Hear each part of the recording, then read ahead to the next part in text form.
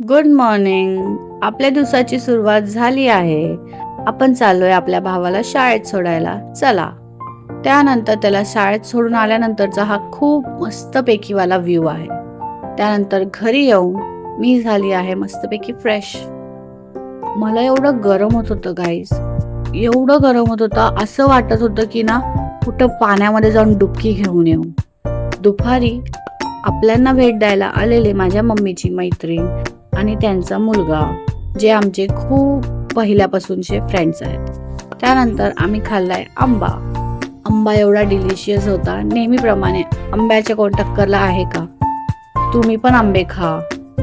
गाईस, तुम्ही कधी हा विचार केला आहे की लहानपणी आपल्यावरती काही रिस्पॉन्सिबिलिटीज नव्हत्या, बट जसं जसं आपण मोठं होत जातो आपल्यावर किती रिस्पॉन्सिबिलिटीज येऊन जातात.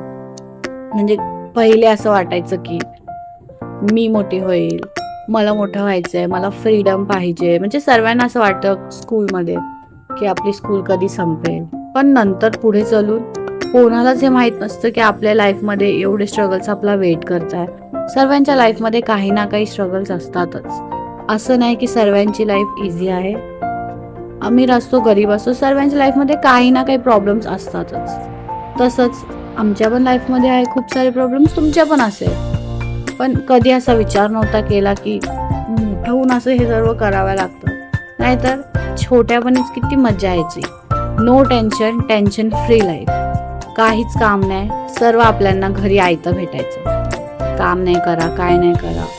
बट जसं जसं आपण मोठं होतो आपल्याला माहीत पडतं की आयुष्याची खरी अहमियत काय आहे. भेटूया उद्या.